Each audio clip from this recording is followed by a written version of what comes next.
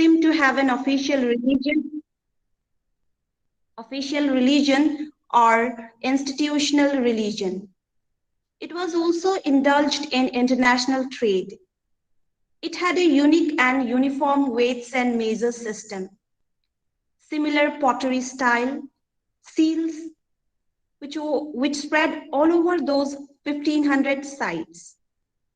It had a unique and enigmatic script with 400 plus symbols, which is not yet deciphered. In the centenary year of excavation of Harappa, Jorhat College believes that it is the fitness of things to look into the political, economic, social, religious, linguistic, and other aspects of this great civilization. Simply because we Indians are children or great great grandchildren of this great civilization. In short, this Harappan civilization is a mother of Indus Valley civilization, Indian civilization of later days in all its dimensions. So dating back to several millennia, it was the summit that India has attained, the pinnacle of world civilization. This was a record that India itself is unable to surpass over the years. So we believe that it would be in the it would be in the finest of things to dive deeper into our Harappan heritage and inheritance in the centenary year of its excavation. Hence, it is our privilege to host this international webinar. The Harappan civilization was certainly related to international trade. As the theme of today's webinar is related with Indus Valley Civilization, Harappa, some aspects of earliest globalization, it is hoped that it will throw light on the volume, scope, production, economic system, whether it was agricultural economy or commercial economy. If it was agricultural economy, then what were the major crops of that time, the transportation system, as well as the surplus of this international trade. Whether this huge trade was managed by caste class tribes and whether the state had any role to play on it are also to be looked into. As there was international trade in Indus Valley civilization, as we unroot the genesis of earliest globalization process during, we know that 21st century is termed as era of globalization. There must be some similarities as well as dissimilarities with the earliest globalization of Indus Valley civilization. It is hoped that today's webinar will also throw light in this regard. With that note, I am handing over today's session to our respected chairperson, Dr. Devabhuta Sharma sir, Principal, Jorhat College Amalgamated. It's over to you, sir. Thank you very much, my esteemed colleague, Ms. Mahfuza of the Department of Economics of Jorhat College. I extend my warmest and heartiest greetings to all the participants across the globe, people who are listening from the other beaches of the world, from across the continents. A very hearty welcome to all of you. I extend my warmest welcome to Professor Ashfaq Hussain of the Department of History of University of Dhaka. I also welcome Professor Dr. Chandan Sharma, Head of the Department of History, Dibrugarh University, who would inaugurate today's webinar. And after which Professor Hussain would enlighten us about the earliest globalization that took place across the Indus Valley. All the participants who have joined the webinar, international webinar, are requested to participate very actively so that we can have their opinions also to enrich ourselves. So I now call upon Professor Dr. Chandan Sharma, Head of the Department of History of Dibrugarh University, to inaugurate this webinar formally. Professor Sharma. Respected Devabhrata Sharma, Principal, Jorhat College, Soumitra Pujari, Rector, IQSC, and the entire team associated with today's international webinar, Professor Ashfaq Hussain from Dhaka University. It's really a privilege to be part of this occasion, which also marks the celebration of the 100 years of the excavation of Harappa, which started in 1921. At the same time, this is also the time for celebration of 50 years of independence of Bangladesh. So our heartfelt wishes, warm wishes to the people of Bangladesh through Professor Hussain. When you speak about the whole Harappan civilization, obviously the whole excavation of the civilization which started in 1921, that itself expanded the horizon of the understanding of early India, because prior to the excavation of the Indus Valley civilization, the earlier date was mostly related with the Rig-Vedic period. So obviously, the process which started in the late 19th century under the colonial government at that point of time, and specifically the Director General of Archaeology, Cunningham, of course, that particular post was abolished in 1890. And later on, when Curzon was heading India, he offered that post of the Superintendent of Archaeology to Sir John Marshall. And the initial period, since 1921, for a long period of time, the excavation in what we know as the Indus Valley civilization or the Harappa civilization, it was under the auspices of Sir John Marshall. And under his leadership, it was specifically Doyaram Sahani who had excavated it for 5 weeks in the January-February of 1921. And he basically argued at that point of time that it was definitely pre-Mauryan in origin. Obviously, at that point of time, because of the Buddhist ruins in that particular surroundings around Mohenjo-daro, that particular area was mostly associated with Buddhist remains. So Doyaram Sahani, who started the work in 1921, he at that point of time pointed that it must be at least pre-Mauryan at that point of time.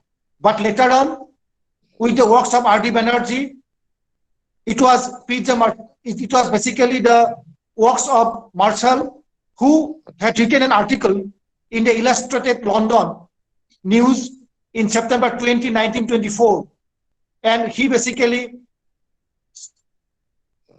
declared about the discovery of the Indus Valley civilization, Harappan civilization to the whole world.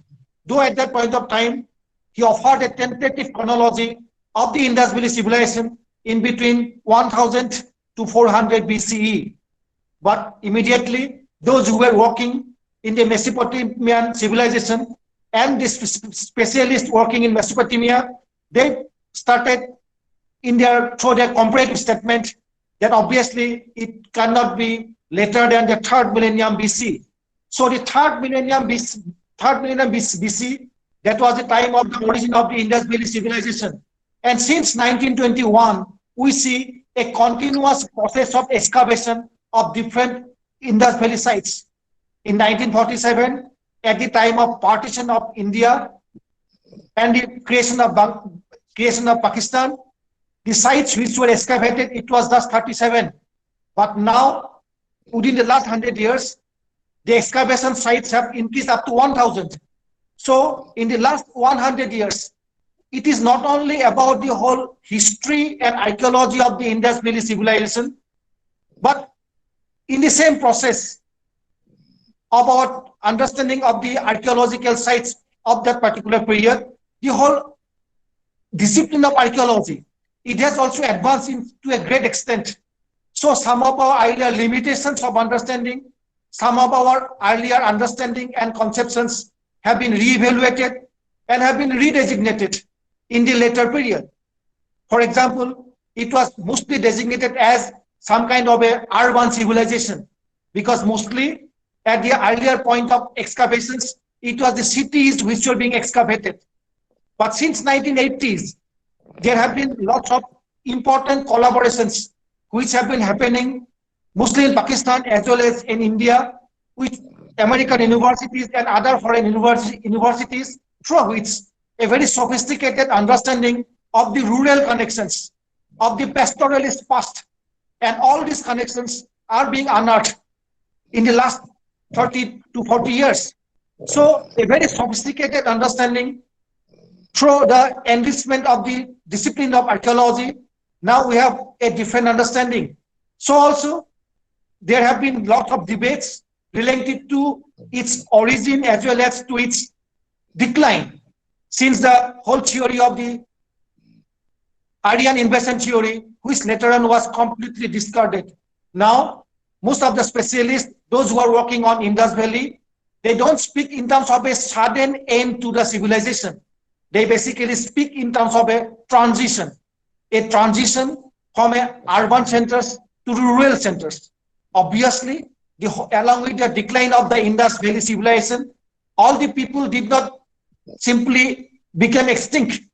They basically moved out from the city-centered areas of those particular Mohenjo-daro, Harappan area, and moved to other areas, towards southern India, towards other parts of Gujarat, Gangetic Basin. So now specialists speak in terms of a continuity, in terms of the transformation towards a rural background. So another very important point, which is aptly being said in terms of the title of the today's lecture program itself, about the whole globalized world of the Indus Valley civilization. Now, interestingly, though Indus Valley was a very globalized in terms of its connections with other Asiatic areas, specifically, it touched upon a huge Central Asian connectivity, which ranged from Indus Valley, then other parts of the Arabian Sea, up to the Mediterranean Ocean. So they had developed a huge connectivity. It was a very globalized world. But interestingly, it was the idea of a nation state and the impact of nationalism and nation state, which always have different kinds of fallout or ramifications in the understanding of history as well as prehistory, and even specifically in some of the understanding or misunderstandings of the Indus Valley as well. So because of some of the debates surrounding around ethnic origin, its language and the script, and specifically its decline, there have been lots of politicization of the understanding of Indus Valley as well. That particular politicization, it adds to the, we can say, to the general interest of the civilization, but at certain points, it is also very irritating to see that those who are basically non-specialists and don't belong to, or they don't relate to the discipline of archaeology, sometimes they want to draw parallels with the present day political scenario in India. That has been the problem with the discipline of history, that somewhere we have to get back to the specifics of the disciplines where the science and art of archaeology and their chronology and their reports will be more important than the discourses which basically emerged in the colonial period, and of course which also continued in the post-colonial period. Today's lecture, obviously, as the title itself suggests, that it was a globalized world. And interestingly, when you try to understand history of civilizations is always a history of connectivity. Without connectivity, there cannot be any civilization. When you try to understand whole civilization, it is not only about ancient civilizations, early civilizations, or medieval civilizations, or even the present modern civilization. Every civilization is always a history of connectivity. It works always within a complex web of a globalized world. But obviously, that globalized world in the pre-modern period and the process of globalization which emerged in the late 20th century in terms of complete access and withdrawal of monopoly capitalism and monopoly capital. It's a different phase of globalization. This is globalization of capital. But when you speak in terms of a globalization in the pre-modern period, including the Indus Valley, it was a globalization of connectivity where there have been long distance trade in terms of important jewels, import of other important, very important other areas which were basically used by the elites. Then that particular connectivity, it determined the trade and commerce, a very important innovation because of the sea connections at the 3rd century BC, because of which some archaeologists, they basically try to say that the whole connectivity in terms of the Africa, Arabia, and South Asia, it may have been some kind of a great lost corridor of humankind. It was being said by Carl Thor in 1954 that connectivity in between Africa and the Arabia and South Asia, which also led to different kinds of coming of the food grains from the African world, such as different kinds of millets in the 3rd century BC itself. Then lots of luxury products were being traded at that point of time, which is now known as the Middle Asian Interaction Sphere. So, as I said, it has been a great privilege for me to be part of this great initiative. And I congratulate Jorhat College and our very active principal, who have been very much actively engaged in historical studies. He has been an inspiring figure as well, and the entire team. And I also welcome Professor Hussain, as I told him, that we are not only celebrating 100 years of Indus Valley, as well as our best wishes for the 50 years of independence of Bangladesh as well. Thank you so much. Thank you so much, Professor Dr. Chandan Sharma, the Department of History of Dibrugarh University, for inaugurating our first international webinar on Indus Valley Civilization with your very enlightening and encouraging words.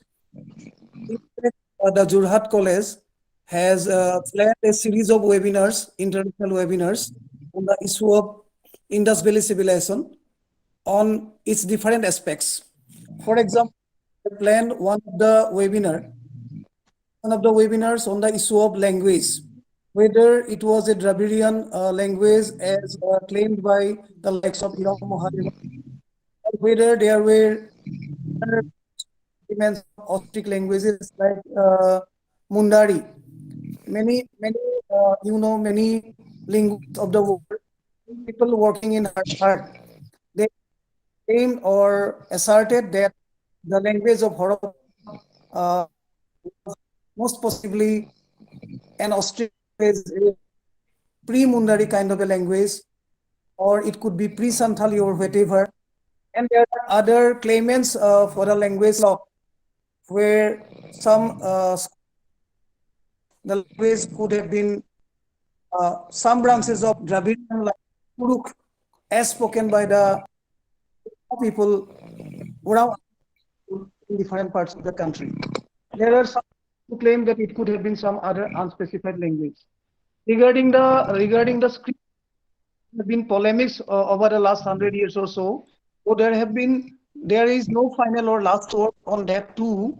But we would like to shed light on that. The script both alike.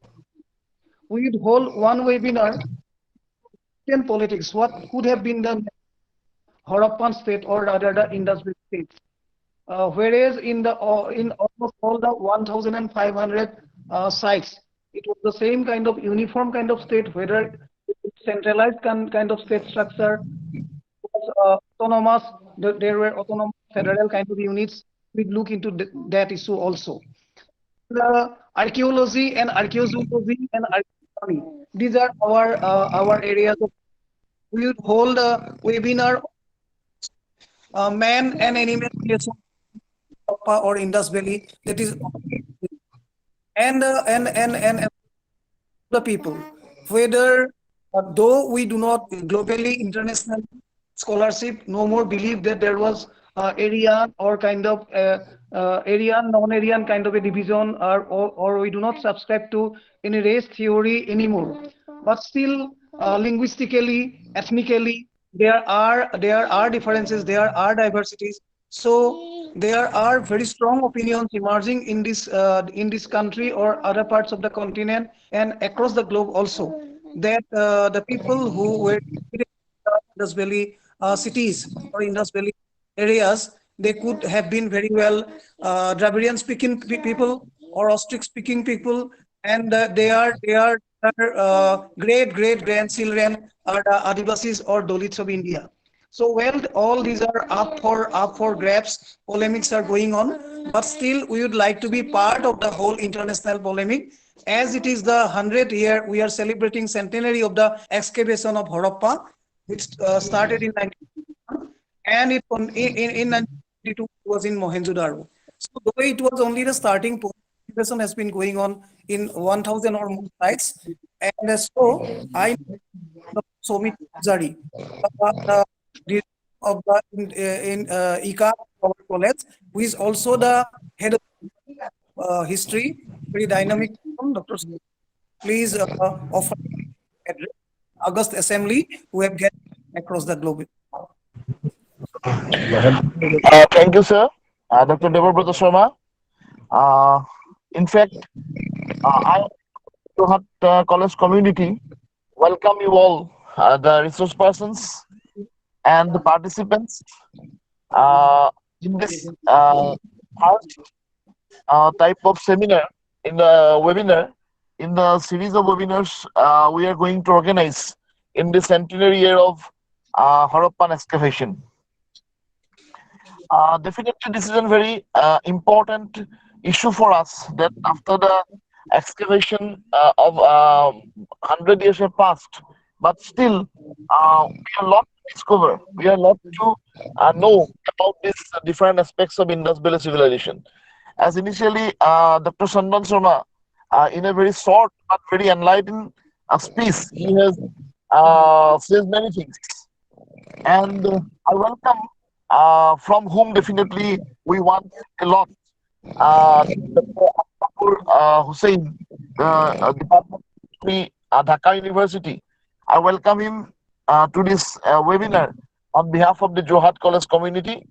Sir, we are here to hear from you about the religion and religious beliefs of the Indus Valley people. Definitely, all are waiting for the speech of our resource person. I just welcome all the participants from different institutions, different parts of the country, different corners of the globe, who are attending this seminar, who are joining this seminar on this very important centenary year of Harappan excavation, to know about different aspects of this civilization. So thank you all again, and welcome you all again on behalf of the Johat College community. Thank you. Thank you, sir. Thank you very much, Dr. Soumitra Pujari, Director of ICAC. Now it is my task, my duty is to offer the keynote address. I am not prepared and I feel nervous of people of the State Europe, Professor Asfaq Hussain, to say anything at all. But as we are the, I have to say something, and that is why I would like to say why we webinar at the spot. Well, I am fortunate enough to visit Gulavira and Luthal, and our team members have also gone to Kalibangan and Rakhigori in search of the history and archaeology of different places of Indus Valley civilization. So we have been wondering for last many years, since the days we have first came across the words Indus Valley civilization, whether it was a trade-based economy or it was an agricultural economy.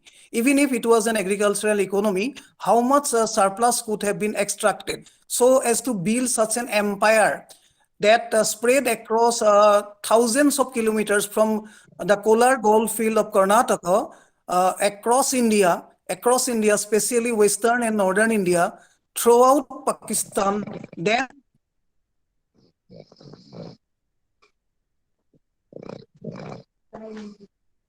Afghanistan, maybe beyond.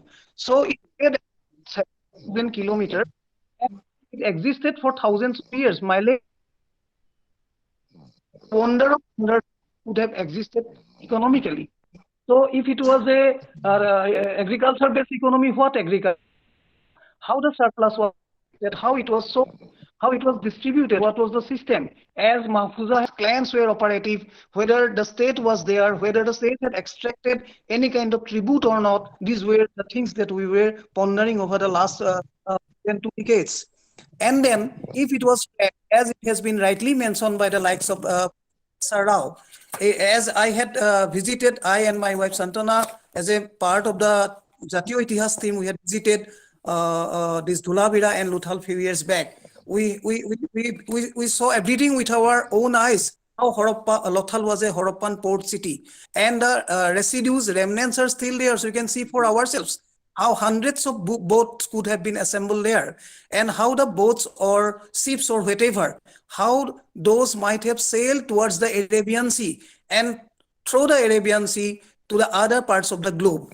And this book by S.R. Rao, Lothal, a Harappan town, he has made it a point to discuss in length about long straits. So this Arl and Petruso, where with the early weights and weighing in Egypt and the Indus Valley, the similarities between the weighing systems of Egypt and Indus Valley. In Indus Valley, what we find unique, that in city after city, spread across of kilometers, we find unique and uniform system of weights and measures. What does it point out to? Did a very uniform state system existed to enforce a uniform weighing system? A state is necessary. If a state was there a king or some ethnicities which ruled over other ethnicities? We do not know. But then trade existed. Trade must have existed because we have found this weighing and measuring system, these weights and measures we have got, and the comparison between the different kinds of weights and measure system across the other civilizations. Interesting to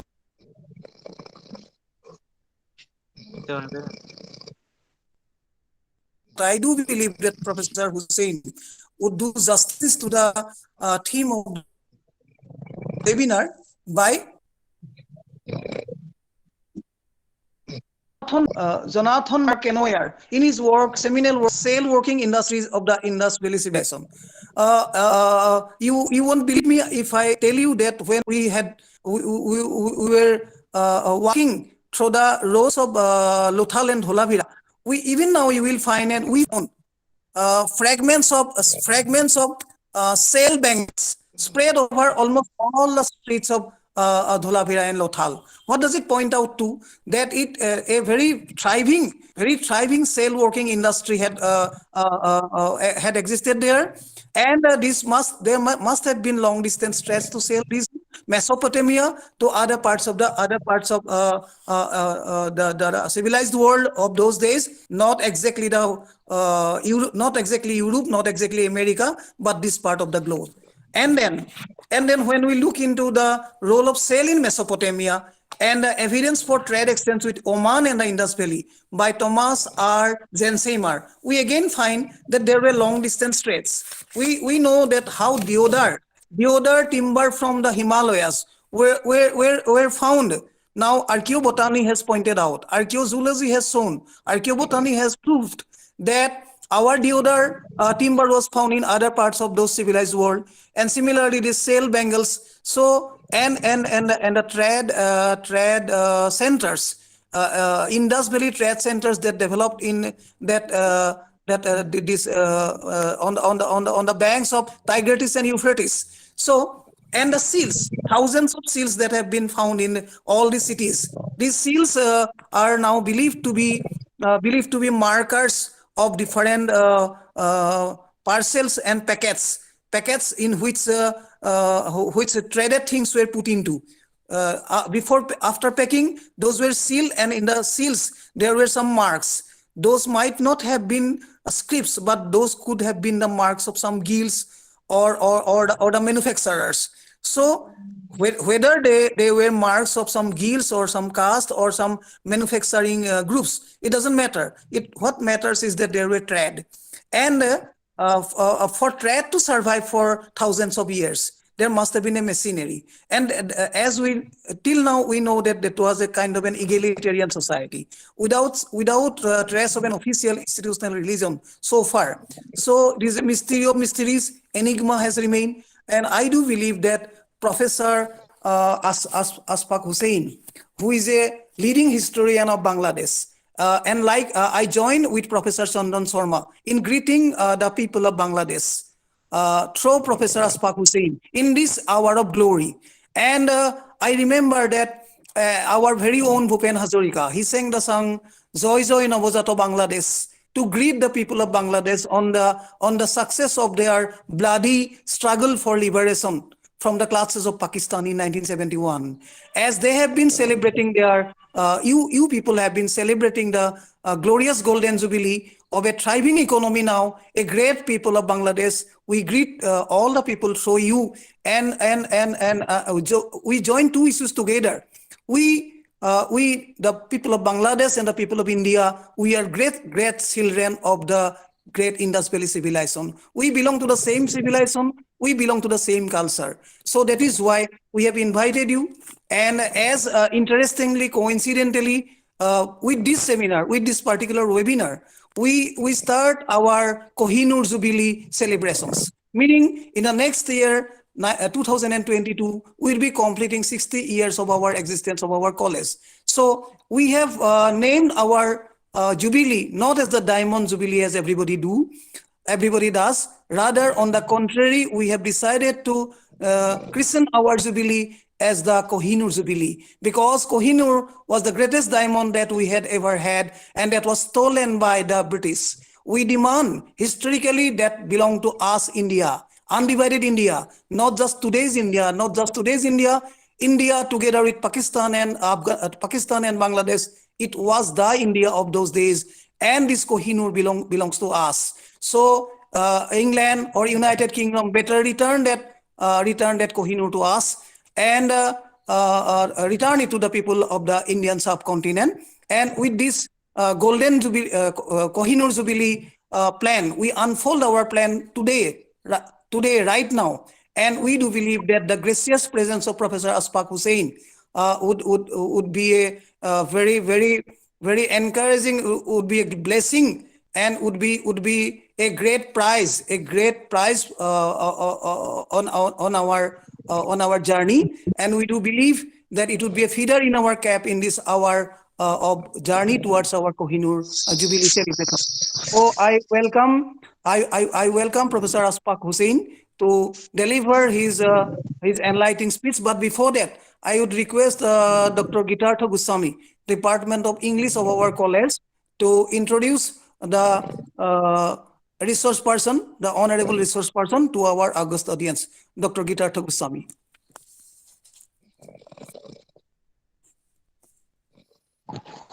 Thank you very much, Principal Sir. A very good evening to one and all being present here in today's first of the series of international webinar being conducted by Jorhat College. So we are indeed very happy to inform you all that we have with us Professor Asfaq Hussain, renowned scholar, educationist, and a researcher, as well as famous historian, not only of Bangladesh, but of all over the world. And Sir is a product of Dhaka University, as well as he has completed his PhD from the University of Nottingham. He has completed his PhD from the University of Nottingham. His area of interest is economic history, as well as colonial and post-colonial globalization. We are very happy to inform before you that he is a founder director of the CRBL, which stands for Center for Research on Bangladesh Liberation War of University of Dhaka. His scholarship is well expressed through 8 internationally acclaimed books. He has written a number of articles in different international journals published by famous publishing houses like CUP or LSC, CCPP, etc. His achievements are duly honored by various organizations. To mention a few among them, we can refer to the international awards such as UGC Research Award 2013 in Arts and Social Science. So he has also acclaimed the prestigious Justice Ibrahim Memorial Gold Medal for outstanding research in arts and social science. And in this occasion, I will also like to inform you all that sir is associated with different educational organizations across the globe, such as USA, UK, Germany, Netherlands, Vietnam, China, Bhutan, Malaysia, and so on. So we are indeed very happy, and we are eagerly waiting to listen to you, sir. So welcome, and now I'd like to hand over to our principal, sir. Thank you, sir. Thank you, Gitar Tho. I now welcome Professor Ashfaq Hussain, the most outstanding historian of not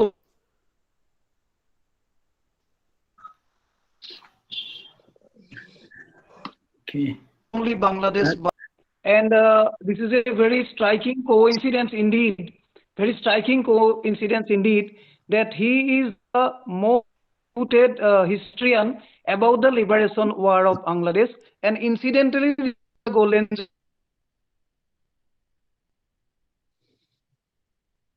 Jubilee of the liberation of Bangladesh. I repeat that we, on behalf of the people of Assam, College family, we offer our heartiest greetings to the people of Bangladesh on this great occasion of your Golden Jubilee of your liberation war. Professor Hussain, you have conducted many research projects on the impact of globalization in Bangladesh as well as Northeast India. Not only about Bangladesh, being a Bangladeshi, you have been active enough to conduct researches about the Northeast India also. So I do knowledge of the globalizing process in the earlier phases of history. You have visited USA, UK, Germany, Netherlands, Vietnam, China, Malaysia, Bhutan, but you have not visited Assam as yet. So this is not physical presence today, but your online presence has already Yes, accelerated I us, visited. already Yeah. entailed us. And I look forward to the days when Jorhat College will be able to come into a collaboration with the University of Dhaka under your stewardship. And we also look forward to a cultural collaboration of our country and your country. So on the 75th year of our independence and 50th year of your War of Liberation, so I welcome you and I request you to offer your very interesting and enlightening speech. Professor Hussain, please. Okay. Good afternoon, everybody. My dear friend, all in Northeast India and across the globe, and other parts of India as well.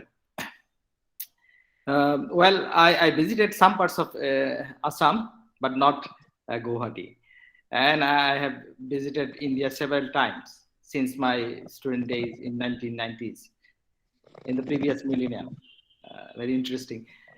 So I know the people of India and the scholar of India very well. They are very friendly. I feel at home when I went to India, any parts of India, and we are the same peoples. We have shared culture, shared destiny, and I'd like to focus on these aspects.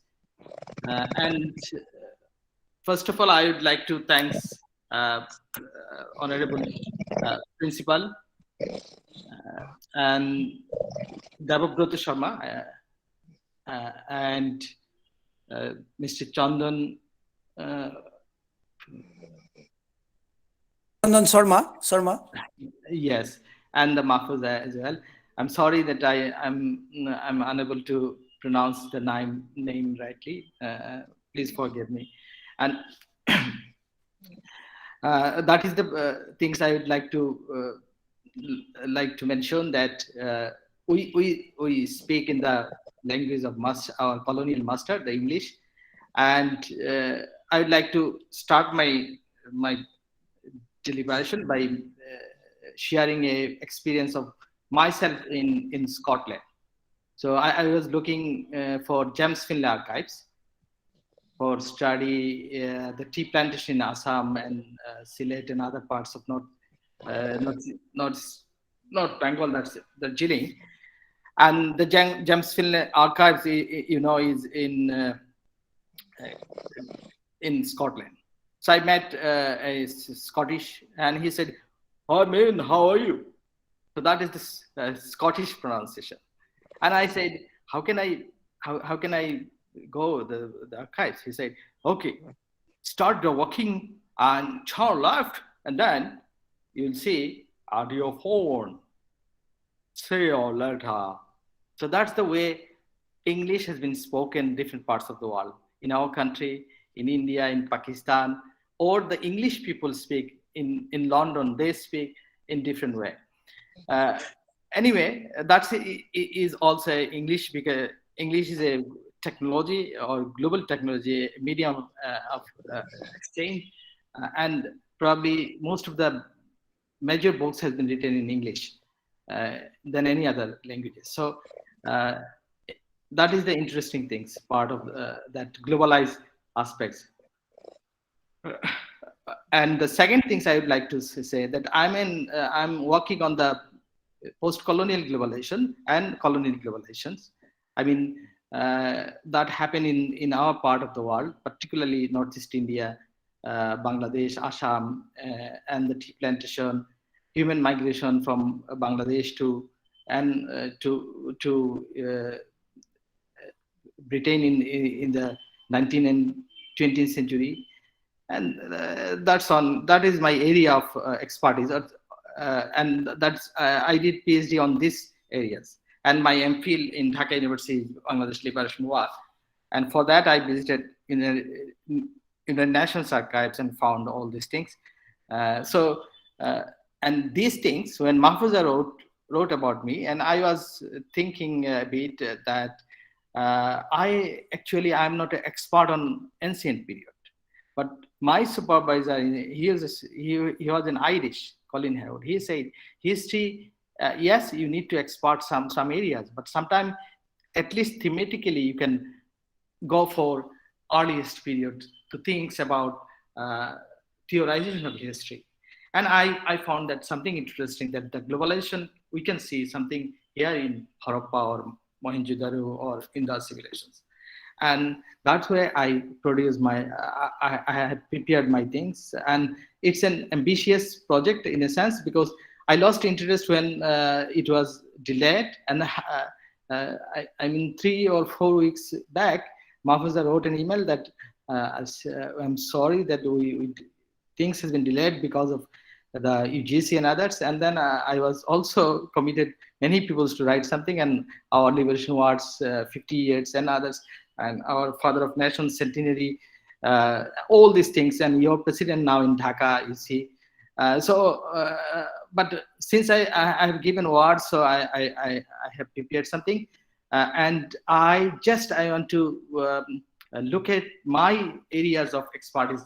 That's been globalization and the 19th and 20th century. I'm pushing back towards 2 or 3 millennium to understand things, and I think you have given me an opportunity to look at this, and in 2 or 3 years I'll be able to give something which I'm looking for earliest globalizations. Anyway, I have prepared a PowerPoint presentation. I would like to share you. I'd like to share you. Hopefully, I think I'm not claiming that I'll give you all the answer you asked or your learned queries, but I'll try some of that. Okay, just what I'm going to say. From this today's conference, I also learned many things for that, and for that matter, I'm thank you, the organizer, for giving me this chance to say something. Can you see these things, Mahfouza? Yes, sir, it is visible.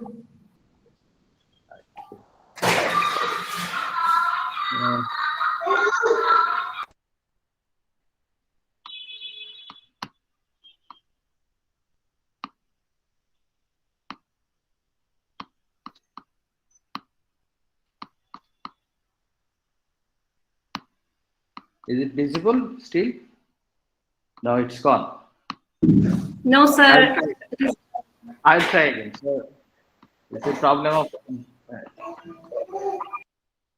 now. Now it is visible, sir. It's visible. Yeah, it's visible. Yes. Okay. So, all you know that is the title, and then also you got something about me.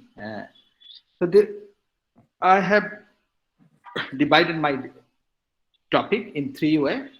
You see, theoretical framework, globalization of human civilizations, globalization and human civilizations, general discussion of Indus Valley and aspects of earliest globalization, and conclusion, shared culture and common destiny of mankind or Homo sapien, which in Latin, wise man, and in Arabic, Ashraful Makhlukat, or something like that.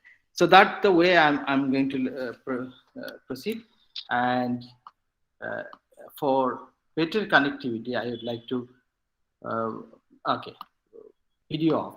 Otherwise, the connection is not good. Yeah. Transmission connection is not good still yet, although we are living in 4G or we are talking about 5G. Anyway, so that is the way I would like to proceed. That is, one is theoretical framework. What do we understand by globalization and human civilizations? What is the connectivity? And then you see the second topic you already, all of you discuss that a fair enough discussion already done. I will be short enough, and then I will go for a conclusion. So this is the term globalization. It entered the vocabulary of Oxford English Dictionary at latest in 1962. So now think, we are talking about 3,000 years story or plus minus, but we are framing or the idea which just emerged in the epistemology in 1962 and after. So that is the way I say that this is the ambitious project.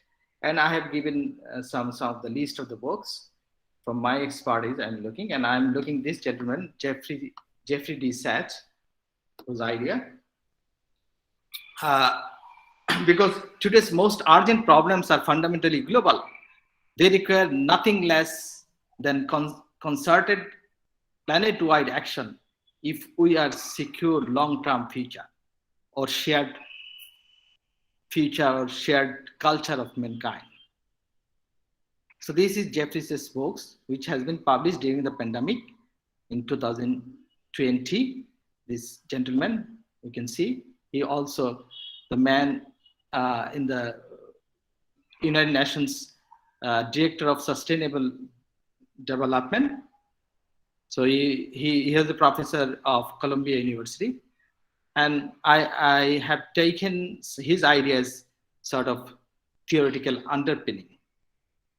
So what he said, Jeffrey argues that humanity's story has always been a global scale. He has noted waves of globalization from Neolithic period. And here we can find our Indus civilization. Although he did not mention about Indus civilization, because Indus civilization is not his cup of tea. Well, he just scatteredly mentioned about ancient South Asian civilizations, but not specifically focus on Indus, because he's focused on the modern period. And he noted 7 waves, and some of them here: Neolithic Revolution, the role of the horse in the emergence of empires, the spread of large land-based empire in the classical age, global empires after the opening of sea roads from Europe to Asia and the America and the industrial age. The Age of Globalization is a vital book to make sense of our rapidly changing world. Along the way, he considered how the interplay of geography, technology, institution influenced the Homo sapiens, starting with the original settling of the planet by early modern human through long distance migration and ending with reflections on today's globalization. The dynamics of these past waves, Jeffrey Sachs offer fresh perspective on the ongoing process taking place in our own time, a globalization of digital technology. He emphasized the need for new methods of international governance and cooperation to prevent conflicts and to achieve economic, social, and environmental objectives aligned with the sustainable development. So that's the framework I have taken. Well, all are not Jeffrey Sachs. Somewhere he also a celebrity professor. Neil Ferguson is a Scottish, but he is a professor at the Harvard University, business history professor. At simultaneously, he also professor of history department. So Ferguson is an imperial historian, and his book's name is How Britain Created This Modern World. And he said, empire building is not a sin. You see, the Assyrian are imperialist. You see, the Egyptian are imperialist. The Mughal are imperialist. English are, and now American is doing this white man burdens. And imperialism is good for the world. And he is to us, or many of the scholars of the world, including many European and American scholars, they term him as a sort of racist historian. But Sachs is a different person. I'm just giving two sides of the coin. So one is in favor of shared culture, shared future of the mankind, and other is one white man burden or successor of Rudyard Kipling. Oh, well, all story are not European. There are some Asian stories. We know about Kautilya. Kautilya, he born in Takshila, now in Pakistan, but he wrote about Bengal cotton silk. So any man of some sorts of intelligence can imagine that he is talking about a trans-regional connectivity, trans-regional trade, or some sorts of globalization, although he don't mention about globalization because it comes to the vocabulary in 1962 or after. Well, but meaning is saying the ancient time, you can see some sorts of globalization because muslin, he's talking about muslin, finest cotton, yeah, produced in Bengal, but born in Tashkila, modern day Pakistan, but part of South Asia or India. Well, there is a Silk Road as well, ancient Silk Road, Han Dynasty, and it about 2006 BC to 2020 AD. And we see Marco Polo, who came from Italy, from Europe, to this Kublai Khan Darbar. Okay, so Marco Polo, there is the European, they are talking about in the Silk Road, this sort of globalization or connectivity of trade and culture. Two important things, trade and culture. And culture which includes religion as well. Well, Ibn Battuta was a Muslim Maghrebi scholar and explorer who traveled extensively in the lands of Afro-Asia, largely in the lands of Dar al-Islam, traveling more any other explorer in pre-modern history, totaling around 1,17,000 km, suppressing Zheng, he is about 50,000, and Marco Polo is a common, I just use the open source, which is Wikipedia, to get an idea how globalization operated, how people's taking knowledge from South Asia to Europe to Muslim world, all these things. And then he also made Sheikh Shah Jalal in Sylhet, one of the greatest Sufi of this subcontinent and Northeast India. And this is the story how he met with Shah Jalal and what he said to this Ibn Battuta. That's interesting. Well, now we coming to modern period, although K.N. Chaudhary, you know, Niraj Chandra Chaudhary, his son K.N. Chaudhary, celebrity professor of SOAS, School of Oriental and African Studies, Kirti Narayan Chaudhary. He wrote about Asian globalization. Look at the title of the book, Asia Before Europe, Economy and civilization in the Indian Ocean from the rise of Islam to 1750. I mean, he has covered roughly 1,000 years before the modern day Renaissance or industrialization, European industrialization or commercial revolution. So that is the theoretical underpinning I'm talking about. Well, this is the theory and what I'm saying, the trade and culture. Culture include different type of way of life and also the religion and others, songs, something like that. And the trade, economy. So that is something which we see in the ancient time and in the medieval time and the modern time. So it's surely, and what scholars and archaeologists tell us in many ways, that this also mostly and strongly evident in Harappan civilization or in the civilizations, other than many ancient civilizations. So this is interesting.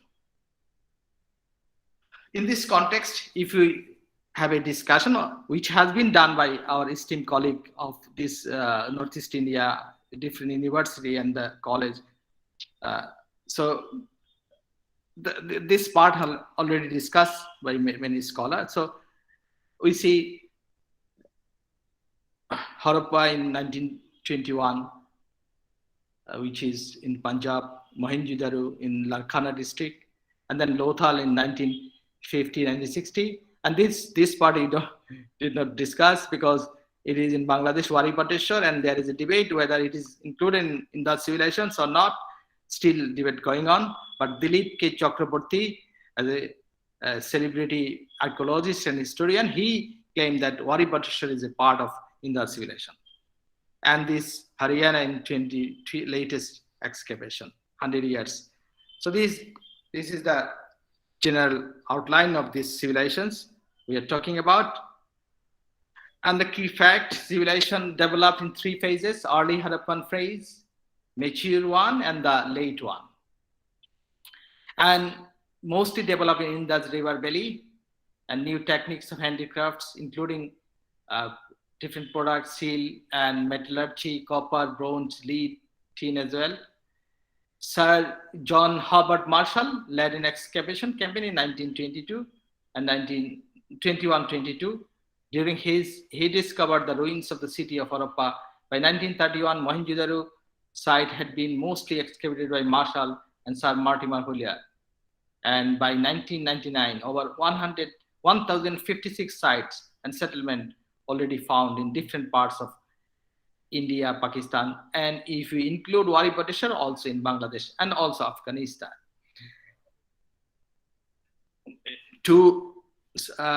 It would not be, the discussion would not be complete if I not mention about the name of Rakhal Das Banerjee and Dairam Shahani, two South Asian who contributed hugely to this excavation and enlightening us about our civilizations of this part of the world. So they are the peoples. And again, Indus Valley civilization and Harappan civilization are same, which we already discussed, and you, our esteemed colleague from the Assam part of India also discussed. This is the recent excavation. I think archaeologists have found various structure and many different types artifacts at Rakhgiri, if I rightly pronounce the name, because I have not visited the area and not exactly do not know the pronunciation, but try how English pronounce Dhaka. So Rakhgiri. Okay. These include toys, tools, fish, hooks, copper tools, bone, hairpins, brads, minerals, ivory, pottery, various design, trade or taxation, and jewelry from the outside of the vicinity. They also found seals So this one of the skeleton found in this site. This is important things. And this is the map. You see how it connects countries of Afghanistan, Pakistan, India. And if I extend here up to Wari Bateshwar in Bangladesh, North Sindhi, Bangladesh, it's a huge area. Now the third things need to discuss.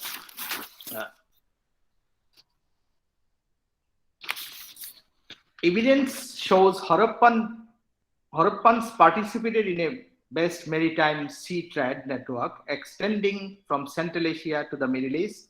The civilization's economy appears to have depend significantly on trade, which was facilitated by major advances in transport technology. The Harappan civilizations may have not the first to use wheeled transport in the form of the ox cart that are identical to those seen throughout South Asia today.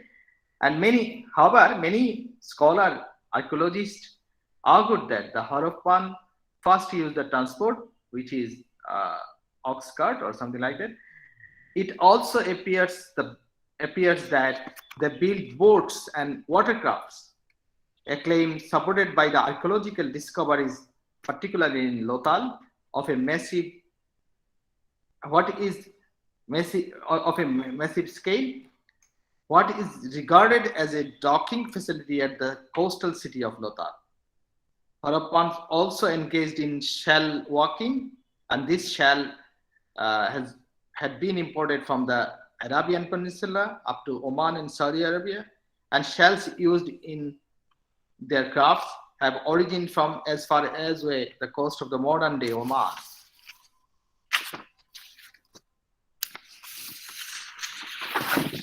Historians have also made references about networks of exchange based on similarity between the artifacts across civilizations between 4,300 and 3,200 BC, part of the Copper Age. Ceramics from the Indus Valley civilizations area show similarities with the southern Turkmenistan, northern Iran. During the early Harappan period, about 3,200 to 2,600 BC, there are cultural similarities in pottery, seals, figures, and ornaments that document caravan trade with Central Asia and the Iranian plateau. Trade focused on importing raw materials to be used in Harappan city workshops, including minerals from Iran and Afghanistan, lead and copper from other parts of India, jade from China, and cedar wood floated down rivers from the Himalayas in Kashmir. Other trade goods included terracotta pots, gold, silver, metals, bed, flames, and making tools, seashells, pearls, and colored gemstone such as lapis lazuli and others. One of the ways historians know about the maritime trade network operating between Harappan and Mesopotamian civilization is the discovery of Harappan seals and jewelry at the archaeological site in the regions of the Mesopotamia, which includes most of the modern-day Iraq, Kuwait, and parts of Syria. Long-distance sea trade over bodies of water such as the Arabian Sea, Red Sea, and the Persian Gulf may have become feasible with the development of punk watercraft, or each equipped with single central mast supporting a sail of open rush or cloths. So you look the map how these civilizations are connected as age, early Harappan or Indus maritime, and the matured and late period Indus Valley civilization, how connected. This is the Arabian Peninsula, this is the Mesopotamia, and there you see up to Wari Bateshwar or something like that. And I term it ceramic similarities, which is important to looking for the aspects of earliest civilizations, earliest globalizations. So manufacturers of any products such as earthenware, porcelain, or brick made essentially from the non-metallic mineral such as clay by firing at high temperature. That could be termed as ceramic one. So these ceramic similarities you can found, which is Indus one in Mesopotamia and other parts of Central Asia. So there it clearly shows there is a connections. During 4300 to 3020 BC Copper Age, the Indus Valley Civilization area shows ceramic similarities with southern Turkmenistan, northern Iran, which suggests considerable mobility and trade. During the early Harappan period, similarities in pottery, seals, figures, ornaments, etc. document intensive caravan trade with Central Asia and Iranian plateau. Look at we also imported from the Mesopotamia, you see, the similarity between Mesopotamian and the Indus one. Imports from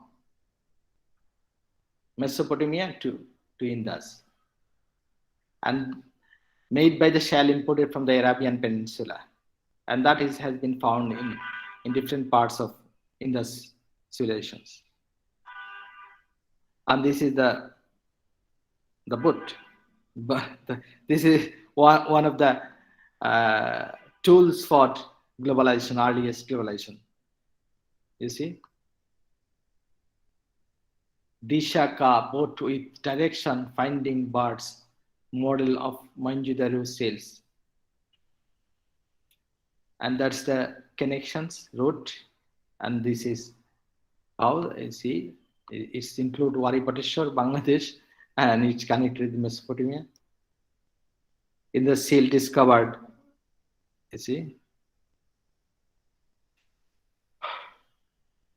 This is a book already mentioned by one of the speaker, that wheel beacon of the Indus Valley civilizations. The Indus civilizations economy appears to have depended significantly on trade, which was facilitated by major advances in transport technology.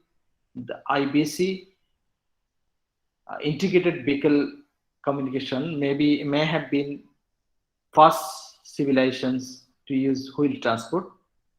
Mark Queneau wrote, "The quest for Indo-Aryan horse-drawn chariot with spoked wheels in the mid-2nd millennium BC has also overshadowed the obvious evidence of both heavy and light wheel vehicles pulled by bullocks that were discovered at the sites such as Mohenjo-daro, Harappa, and Chanduru over 1000 years earlier than the evidence of horse-drawn chariot of Aryans.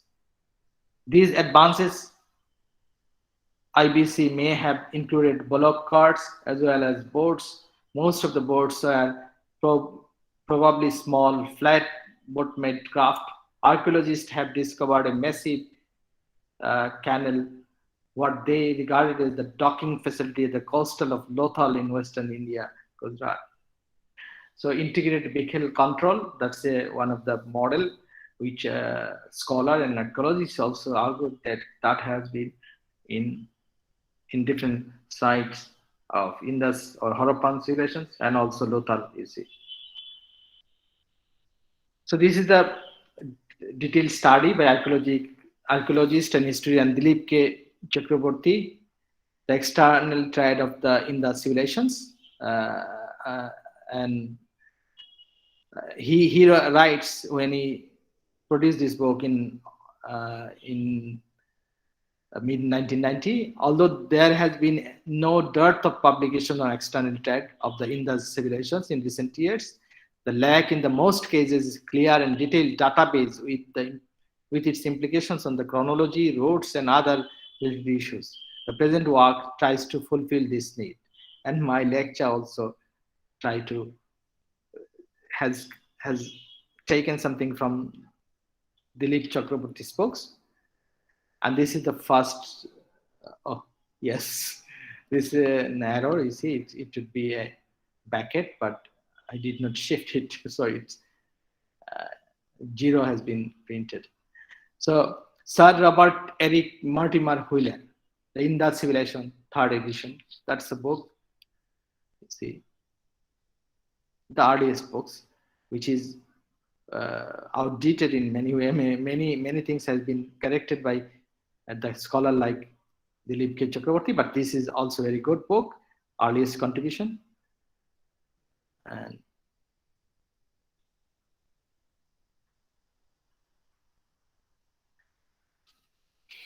I already said this, and the final conclusion word here: trade and commerce and shared culture, which I would like to, I greatly influenced by the idea of Jeffrey Sachs, who said that who wrote about a book during the pandemic, and he argued that common feature of mankind, and which require a sustainable development, and we got lesson from history, and the lesson is also available in those civilizations, which is strongly influenced by humanism and some sorts of secularism in a sense, which is very ambitious and debatable to term it. So I put it within the inverted, and it might be primitive form, because they are very open in their religion, is what I gather from the open source and other books about these people. So they are they share the culture with other sort of faith, and secularism means you have to share faith. It should not be something atheism. It should be a coexistence of religions, and that can be found in many form in the civilizations. And spirit of humanism with the common subject matter. Its ceramic similarity is something like that. Human figures there, humans creation there, and that shows that there is some spirit of humanism is very common in the civilizations, and their connection with the Mesopotamian and other parts of the world, which is based on the common thinking about trade, about culture share, about trade means that I need to buy something from you, which is very much required for me, and then you want to buy something for your survival. So trade, in a sense, is in a sort of, there is a humanist aspect in the trade as well. Demand for Oriental goods, artifacts, precious metals, stones, and that I think have to develop such a transcontinental, regional trade, which is a primitive form of globalization. Modest growth of trade and commerce and primitive capitalism. As a primitive capitalism, what I am saying that when you are going to go trade, you need to sell some sorts of way of barter system, which is also pre-capitalist something, but primitive capitalism. That's all. Thank you very much.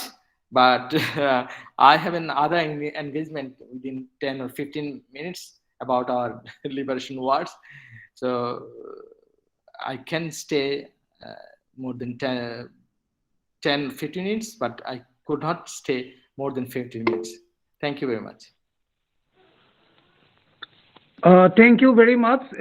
We offer our warmest gratitude to Professor Ashfaq Hussain for his enlightening and exhilarating and very heartening speech.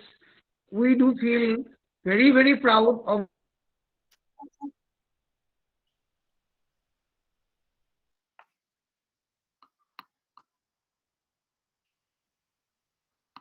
our glorious past.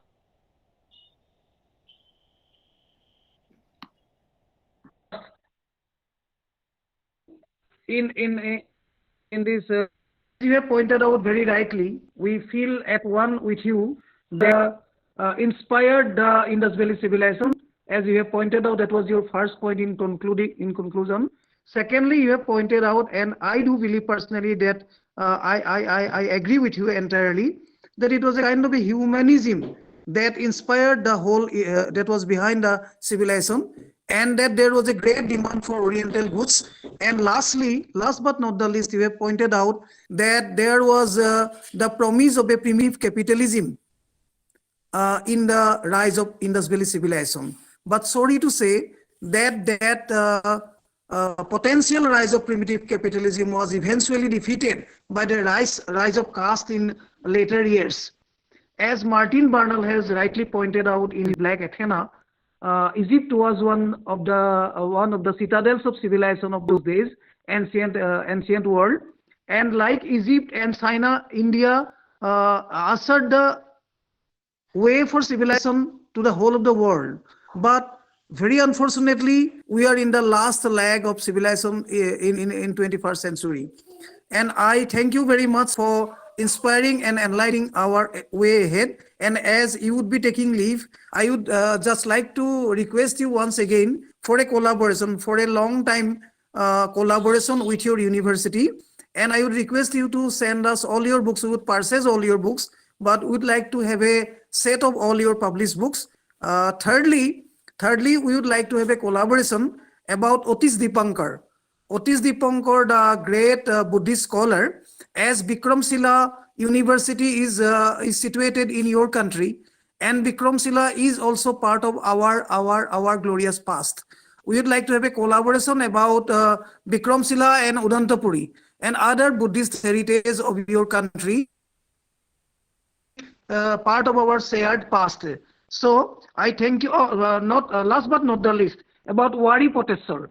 About Wari Poteswar, as Professor Chakraborty has pointed out, that it could have been a part of the Harappan or Indus Valley civilization. We do not know. To be frank enough, I have never heard of Wari Poteswar till this moment. And as you have pointed out, would like to know more about it. As Wari Poteswar, if Wari Poteswar is part of Harappa or part of Indus Valley civilization, we are in the vicinity, we are in the neighborhood. Why not know more about it? So if in the coming days, your university or your department or you personally feel that there should be some more webinars, we'd look forward to it. Thank you very much. Thank you very much, Professor Ashfaq Hussain. And kindly please continue our collaboration in the coming days also. And greetings again for your Golden Jubilee celebrations. Thank you very much. Thank you, Professor Debabrata Sharma.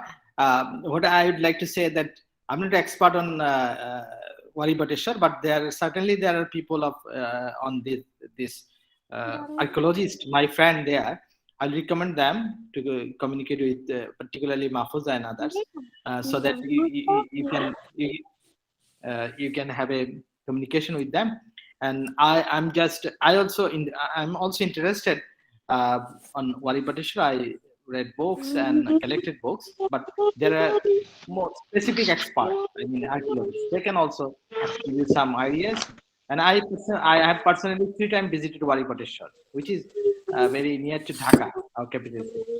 So thank you very much. I look forward for any sort of communications or collaboration with you. That's all. Thank you very much once again. I now throw the floor open to all the audience for their questions or comments or opinions. We have come to the end of the webinar, but still, as it is in the agenda, if anyone would like to offer any comment or opinion or question, I would invite them.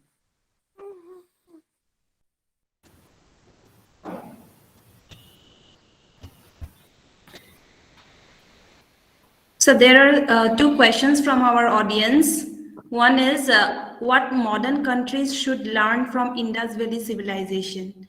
And another one is, how far the theory of urban revolution by Gordon Schild is applicable to the Indus Valley civilization? Professor Hussain, would you please respond shortly, briefly?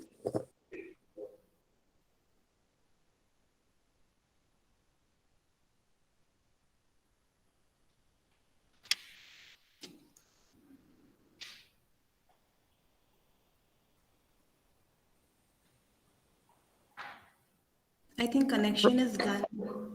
Professor Hussain, would you like to respond very briefly? Sorry, my microphone was off. Yeah. Okay. Can I respond individual person, or I can take the questions and write down and then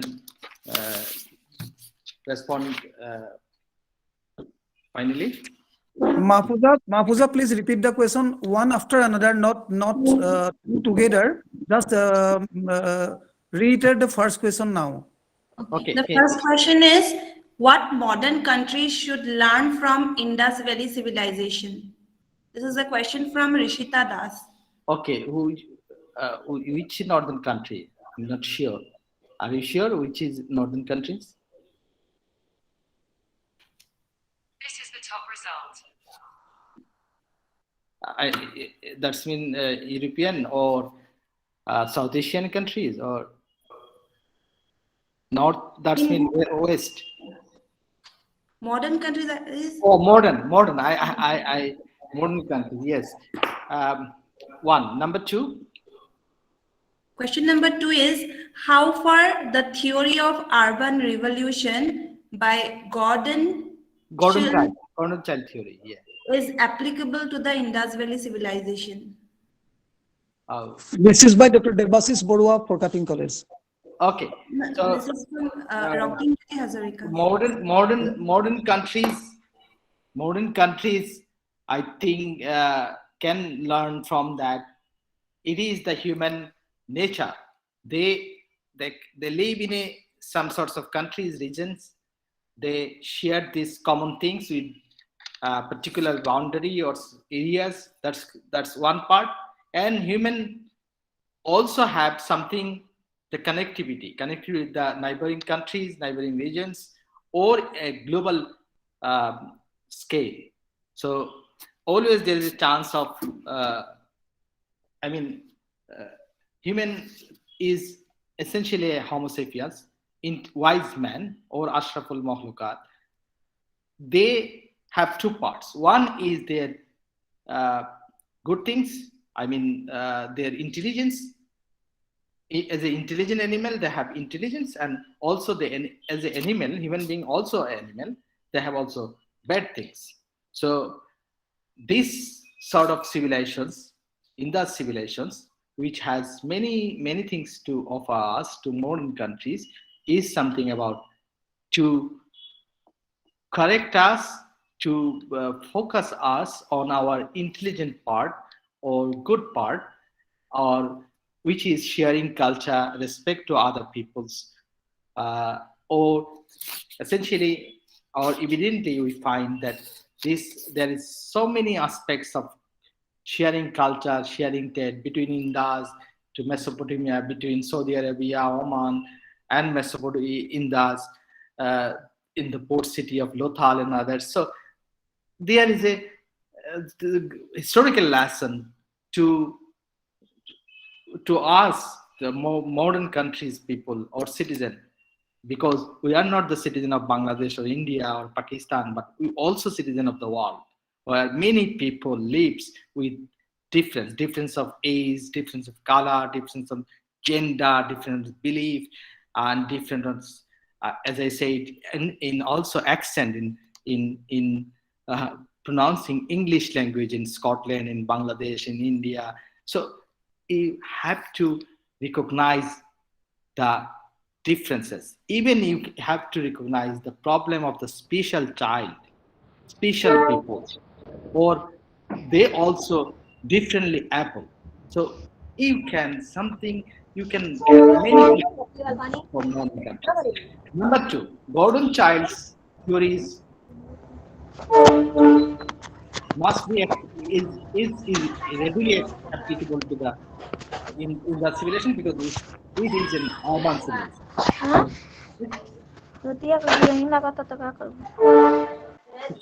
2 or 4 minutes to be left, because people are giving missed call in my phone, which is silent. You see, 3-4 minutes I can spare. Okay, sir. I would now ask Mahfuza Begum to offer a vote of thanks, because Professor Hussain is for his another very important engagement. So Mahfuza, please conclude by offering the vote of thanks. Okay, sir. So before vote of thanks, I would like to a very small announcement here. Participants are requested to fill up the feedback form, which is given in the chat box. Here we have come to the last part of our webinar. I would like to thank each and every one of you who have invested your valuable time here. I, on behalf of the organizing committee, convey my heartiest gratitude and thanks to our respected guest speaker, Professor Ashfaq Hussain, Dr. Chandan Kumar Sharma sir, our principal, Dr. Devabata Sharma sir, Dr. Soumitra Pujari sir, and all other participants for their valuable words. I also convey my thanks to all the participants across the globe for actively participating in the webinar. Last but not the least, I would like to thank Mr. Vijay Hazarika sir for providing us the technical support for running the program.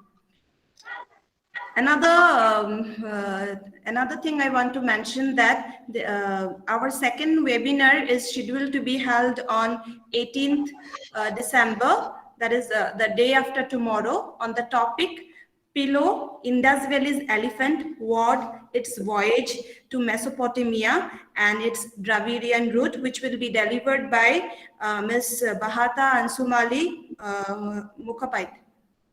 So with that note, I would like to thank all of you and conclude the session. Have a nice day. Thank you all. Thank you very much. Thank you very much. Thank you, Mahfuza. Thank everybody. Good Hopefully night. see you all in future, near future, in India. Yes, definitely, sir. We will.